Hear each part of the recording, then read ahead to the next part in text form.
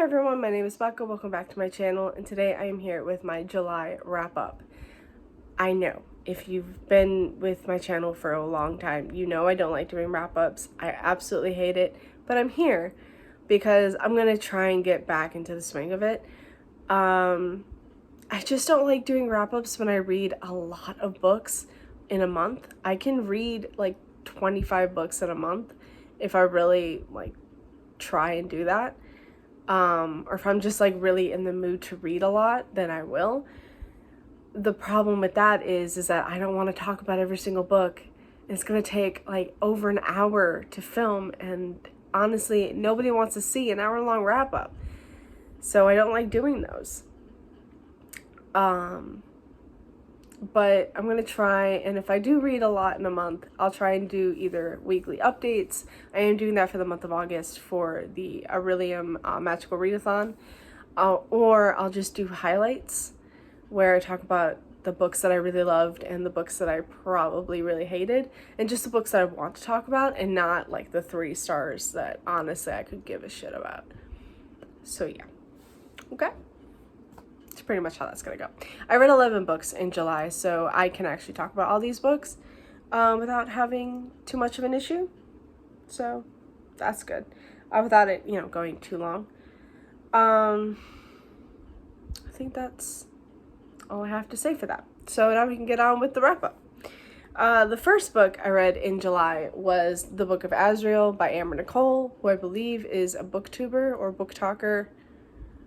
I want to say book talker, but I could be wrong. But this is the first book in the Gods and Monsters series. I don't know how long the series is going to be, but the first book is out. I got it from NetGalley for an honest review. So far, I only know about the first book. But yeah. I can't remember. This one came out in July. Okay, so it says it came out in April, but I think it re-released in July. Or late June, I think it was. It was something like that. So I can't tell you a good synopsis for this at all. So I'm just going to take a review that I found from Angie, who put a summary in here, and I think it's a really good summary. So we're just going to go with that.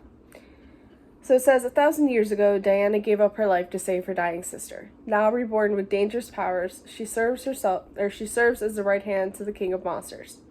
Sam Keel, the world ender, is a myth to many. After the gods' war, he locked himself away, denying his crown and responsibilities. But when old threats resurface, Sam Keel realizes he can no longer hide. Diana and Sam Keel are enemies older than time, but they must put aside their differences and work together in the hopes of saving both the world and every realm in between. Yeah, that's a better summary than I would have ever been able to come up with. I would have gotten some of that, but not a whole lot. But yeah, I thought this was really good first in the fantasy series. I really liked the world. I will say the pacing was iffy. It just felt like there were times where the action was really on, it was really going, and then there were times where it stalled quite a bit. Also, when I was reading, I was really into it, but when I was putting it down for other things, I never really felt the urge to pick it up. So those were the two issues I had, but I really loved Diana as the main character. Sam Keel was actually a really good character to read from as well.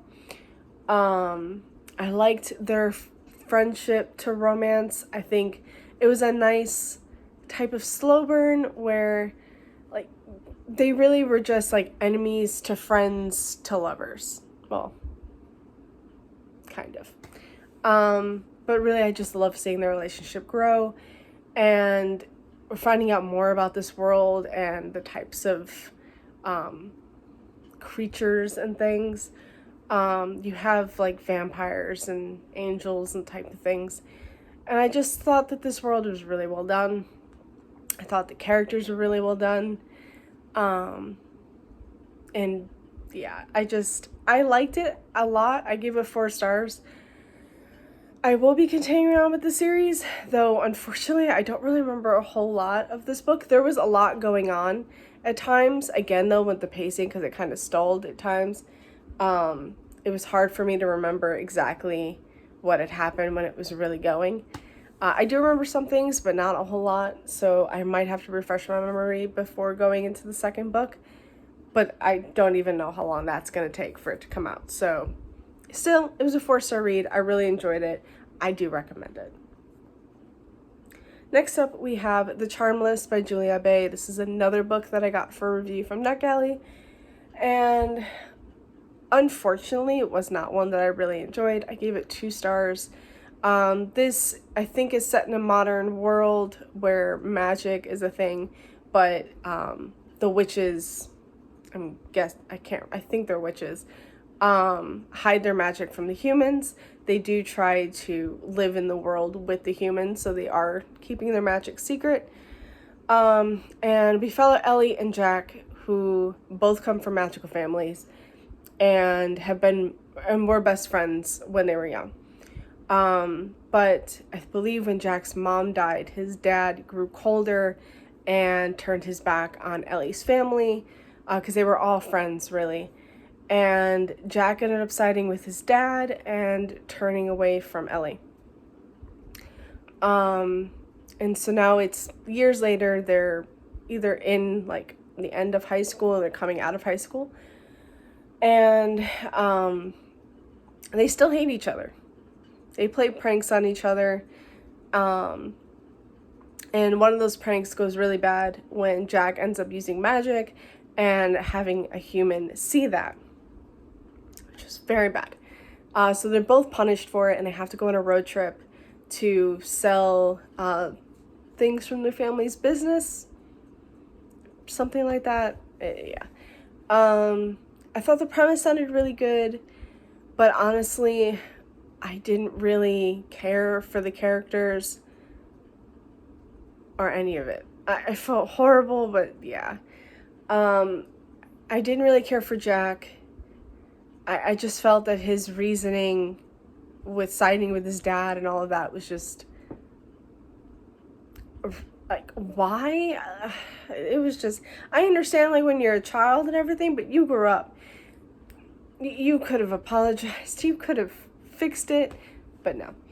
And then like the reasoning for the dad to turn his back, I was just like, I don't really give a shit. Like, why? This is just kind of wrong. And then towards the end, none of it even seemed to matter anymore. So I just, yeah, it wasn't for me, unfortunately. But I will say Julia Bay's other books, the Eva Evergreen series, I will be talking about in my weekly update for the Magical Realism Academy. So yeah. Next up, I have Every Summer After by Carly Fortune. This one I read with the new book club I'm a part of, which is Books, Depression, Anxiety, or BDA, or BDA. It's the 3 names for it. Our first book was Every Summer After, and also the book club is hosted by Kiana and Ryan over on BookTube, and Kiana is from Book Talk, which is where I found her.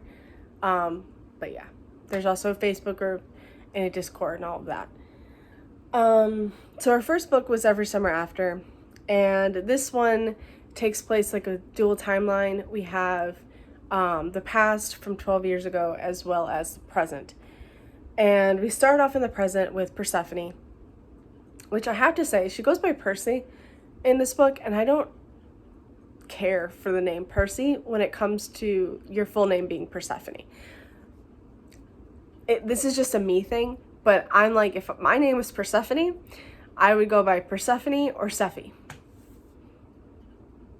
That's pretty much it. I would not go by Percy, but whatever. But yeah, we start we start in the present time, and we follow Persephone, and she gets a phone call from an old friend, Charlie, who she knew from 12 years ago and before that, and he lets her know that his mom has just passed away. Now, Charlie is the older brother of Persephone's ex-boyfriend, Sam. So she has known Charlie and Sam and Sue for a very long time. and they ask her to come to the funeral, and so she comes. So that's pretty much it for the present day, at least, and at that point. And then we flash back to 12 years before that, where Persephone meets Charlie and Sam for the first time, when her and her parents end up getting a summer home in Barry's Bay, I think it's called. I have a feeling it's what it's called. Yeah. And they live next door to Charlie and Sam, and Sue hit their mom. And so, yeah, it's just starting off at a really nice friendship between her and Sam. They become best friends, and Charlie's just the older brother who hangs out with them sometimes. And then, yeah, years go on, and their friendship turned into a relationship, but then something happens 12 years ago that forces Persephone to cut ties with everybody, and you don't know what happened. You just know they haven't spoken or seen each other in 12 years. So you don't know what happened at all. So the whole point of this book is trying to figure out what the hell happened between them. I will say the first half of this book was very well done. I loved the present times with Persephone going to Barry's Bay again and seeing Sam again and Charlie and dealing with the funeral and all of that. And I loved the past moments where we find Persephone and Charlie and Sam all hanging out, where they first met, to when Persephone and Sam are just in a beautiful relationship. It's just so good. And then the second half of the book just tanks. Honestly, I feel like the second half just went downhill completely, and I did not really enjoy that at all. I feel like Persephone and Sam just became really shitty ass people, and I didn't care much for them at all in the second half. I ended up giving this book 3 stars. When I first finished it, it was a 4-star read, more like a 3.5 to 4-star. But I very much enjoyed the ending, and I was just like running off a high. And then we talked about it, and I had to like really sit there and think about my feelings for this book, because a lot of the time the ending will kind of just tell me exactly what I'm going to rate this book. How I feel at the ending just kind of is how I'm going to rate it. But for this book, that couldn't happen. It happened in the beginning, but it couldn't happen. The first half was so good. The second half was just what the fuck. I hated Persephone and Sam in the second half of this book. I absolutely 100% hated them and their actions, and just, no. I did not care for them at all. And so it ended up becoming a 3-star completely. I thought about making it a 2-star, but honestly, the first half was just so good that I couldn't give it a 2-star read. But a 3-star, it was just meh. And that hurt. That really hurt. Next up, we have The Roommate by Rosie Danan. So everybody was hyping this book up. So many people. Like, this is one of the most hyped books on Book Talk. Some people were hyping it up on BookTube. Even in our Discord for BDA, people were hyping this up, and I was just like, well, damn, I need to read this book. And I got it from the library. It took me a few months, but I finally read it. And I gave it 2 stars. I feel like I'm in the minority here. Minority, I can't talk. I feel like I'm in the minority here, but I just didn't really gel with this book. I understand why people were liking, like, the banter and, you know, some of the things going on, but I couldn't get over the fact that how this book started was just, what? So we follow Clara, I think her name is, yeah. And she ends up moving from her home into the home of her friend. He's a guy she had a huge crush on growing up. And he's not someone who's actually really cared for her other than the fact that they were friends. That's it. But she's just still kind of giving off hope that they'll end up together one day. So she ends up moving in with him. So he picks her up from the airport. All is fine. And then he drops her off at home. And he's leaving. He's not staying. Apparently he's in a band and his band's going on tour or whatever. They've got this great gig and they've got to jump on it. So he's just ditching her. And like, that would have been fine. Like, okay, she's got a place to stay at least. It's all good, you know, like, all right, she'll just be alone. No, he has someone else staying there too, which would have been fine if that was his roommate to begin with, and, you know, they've known each other for a while. No, it's just some stranger off the internet who needed a place to stay.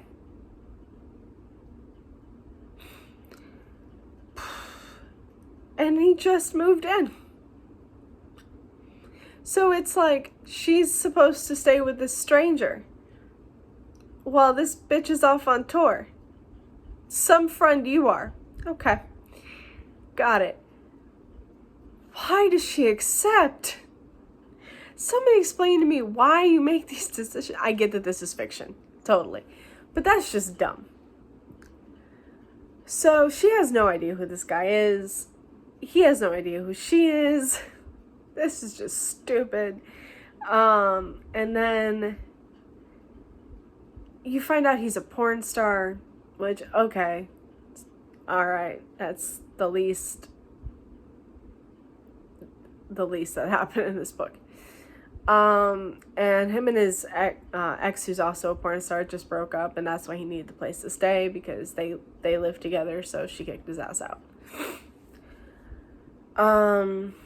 And Clara doesn't really have anything going for her other than the fact that she comes from a rich family. She doesn't have a job. She might have money saved up or money given to her from her family, but I don't really know.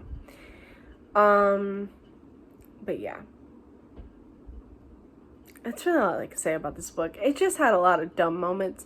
I thought overall it was just meh.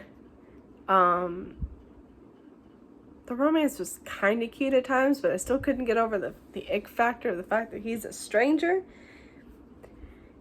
And she just like, yeah, okay, fine, we'll do that. Okay. It was just okay.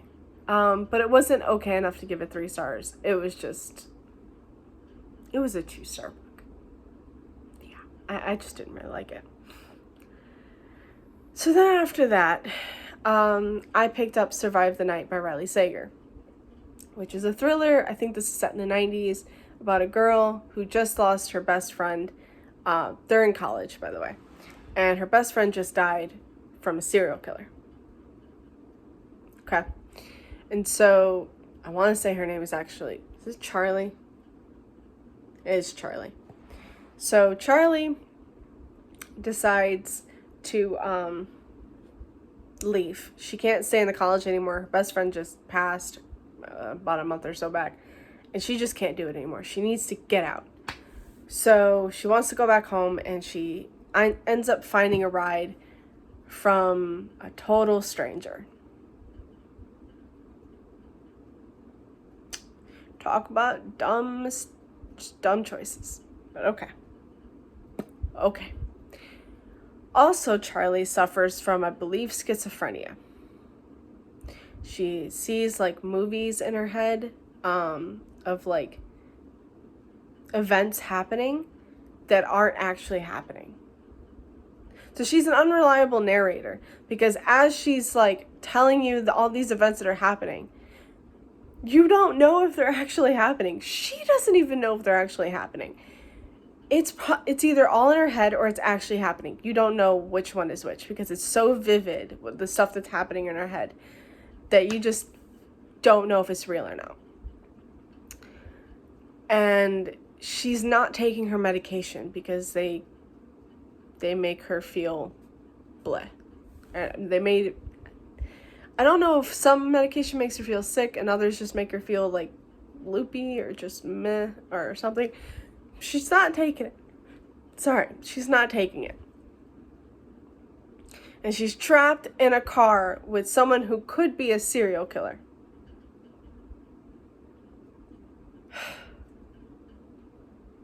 I get that this is the 90s, but what? Now, the premise of this is stupid, but only because of the dumb choices. It's not an actual stupid premise. Like, the premise of it sounded like, okay, well, now I need to read this book. The ending of it was actually pretty well done. Riley Sager's books, okay? His books have either some really good endings or some really shitty endings. You're just like, which one is this gonna be?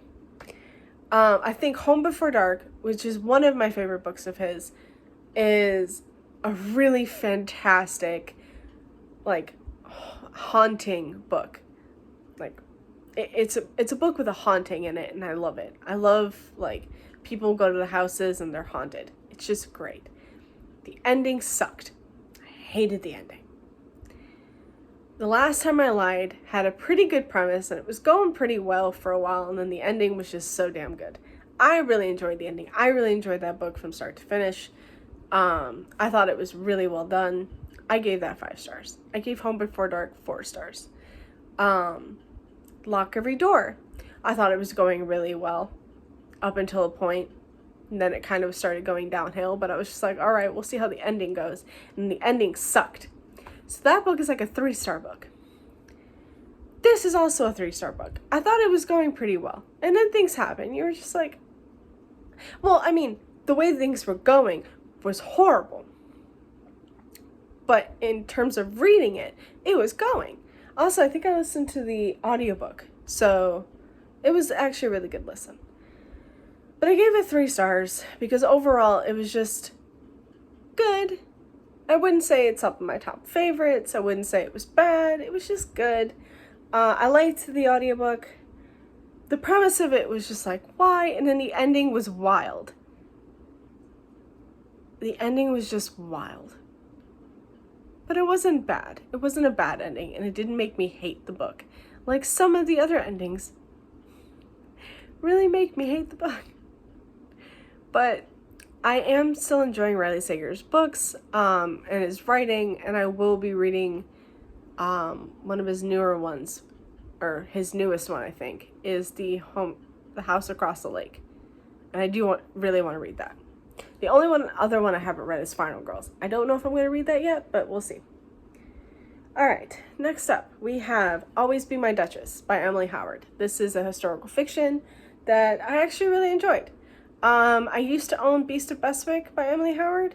I'm pretty sure I got rid of that because it was a mass market and I didn't really necessarily need to hold on to it.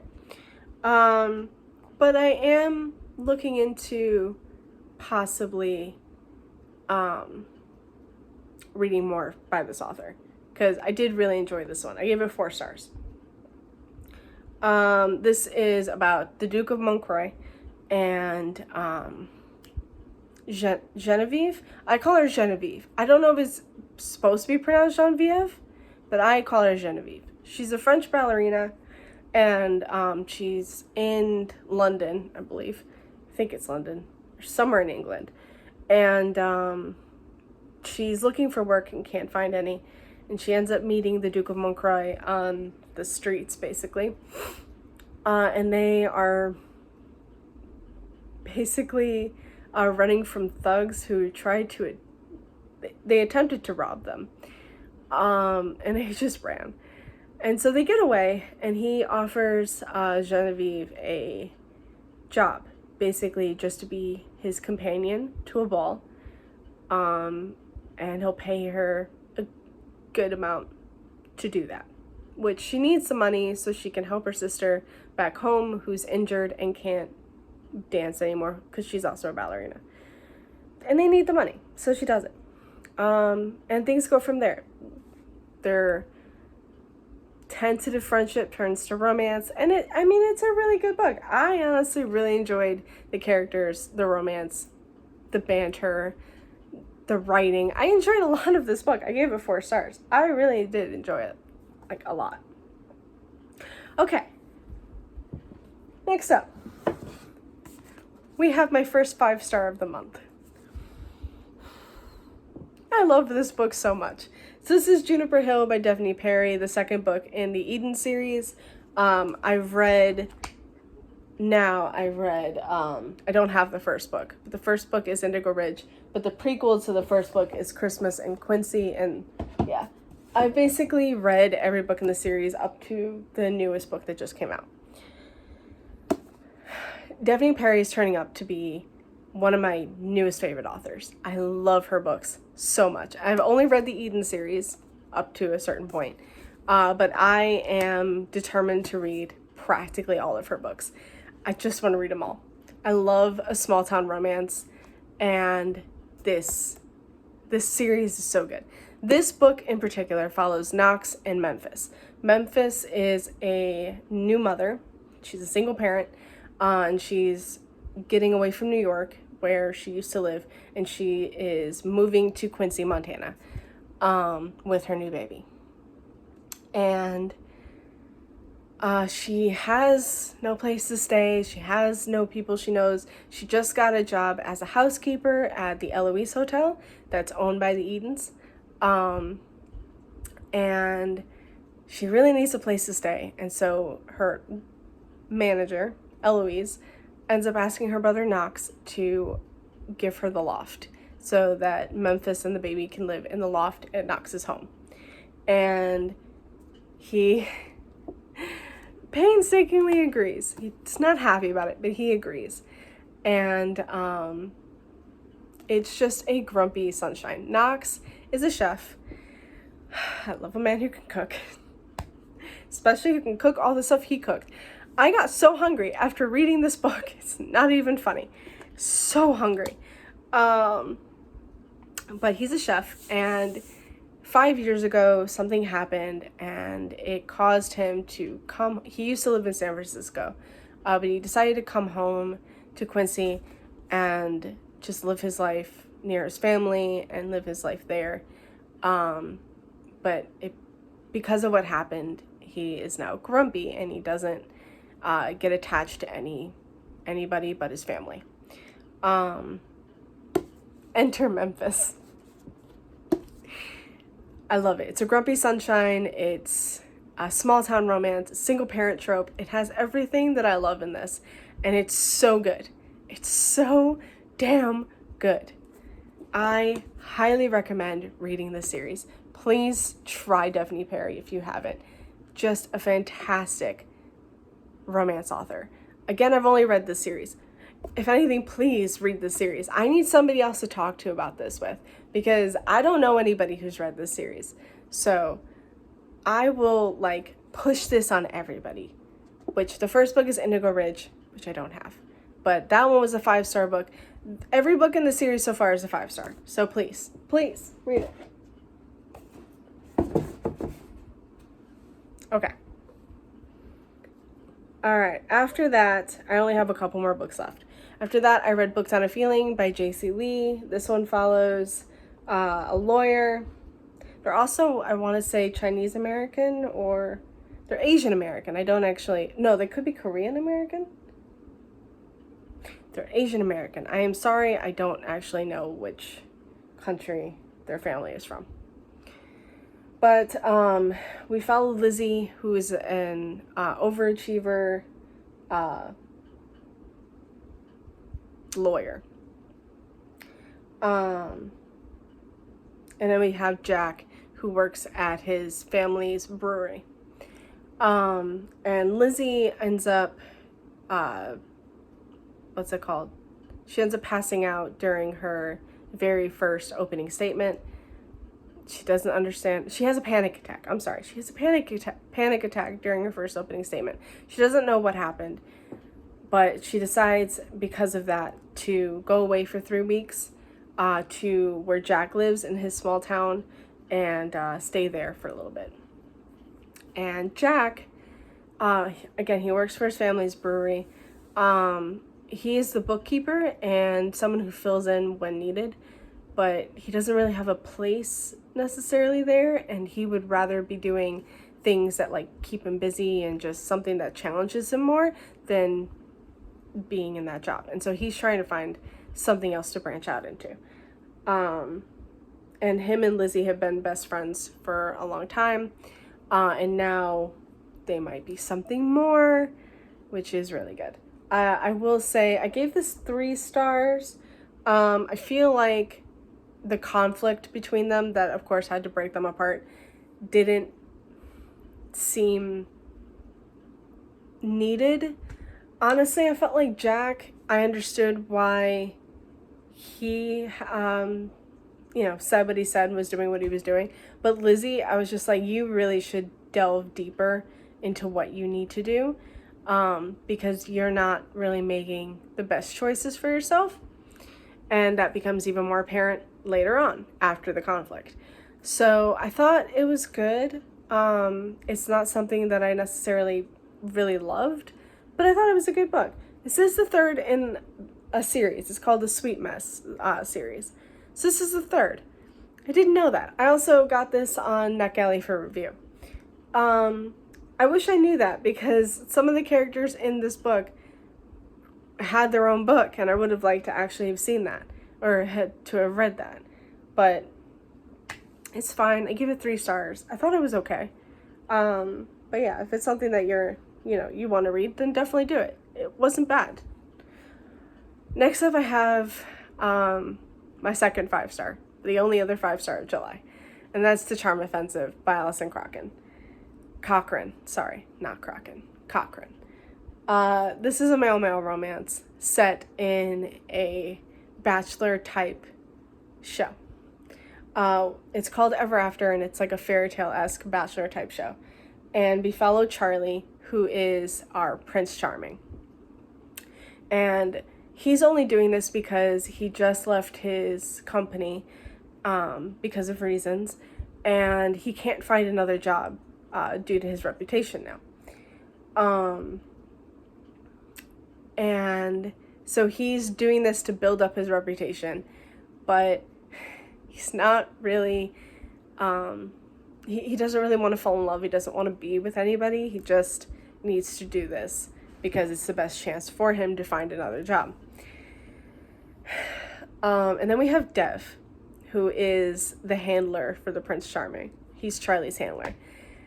And he loves Ever After. He believes in love. He wants the whole fairy tale shebang. And they become really close. And they start to build like a really beautiful friendship that turns into something more. I love Charlie figuring out his sexuality, and Dev figuring out more of his mental health. They both have mental illness. Like they both deal with mental health issues. Charlie has OCD, panic disorder, and I want to say some anxiety in there as well. Dev deals with depression, and I want to say also anxiety. I think this was just beautifully done. Absolutely fantastic. You don't just have gay representation, you have bisexual representation, also someone who is possibly ace. It's just, you get a lot of representation in this book, and I think it's just done beautifully. And I gave it 5 stars. I highly recommend, and I can't wait to own my own physical copy because I want it badly. Lastly, we have Snapped by Alexa Martin. This is the 4th and maybe final book in the Playbook series. This is a series that I've been reading over years. This one came out in 2020, so I've been behind. But I think this is the final book, so that's fine. But this one follows Quentin, and Elliot. So Elliot just got hired by the Mustangs, which is the football team that we follow in this whole series. She just got hired as like their sort of fixer. Think Olivia Pope from Scandal in football.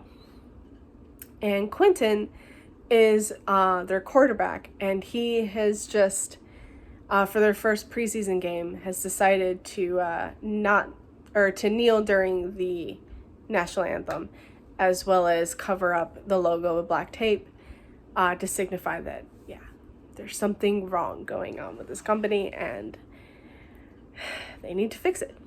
But I think it's to give the voices to the Black community, to the Black players and former players that don't have a voice. And they need to look more into this company that isn't necessarily giving them what they need. Also, Elliot is biracial, and to her, she believes in Quentin's cause. She believes in the fact that what he's doing is important, and she wants to help. But also, she's tasked by her boss to handle him and fix it. And then, of course, they just build it doesn't start off well. It kind of, when they meet, Quentin kind of shoves his foot in his mouth when he shouldn't. And it just becomes sort of like enemies to friends to lovers. And it's a really good romance. I gave it 3 stars. I did enjoy it. I did enjoy practically every book in the series. It's not like the greatest series in the world, but it is a nice sports romance that I just really like to see. So, yeah, I gave that 3 stars, and that is the last book that I read in July. So that's it. That was my wrap up. I hope you enjoyed it. I actually didn't have a hard time filming this. Again, I only read 11 books in July, so it could have been a lot worse. But I'm glad that I did this, and I hope you guys enjoyed. So I'll see you again with another video. Bye, and happy reading.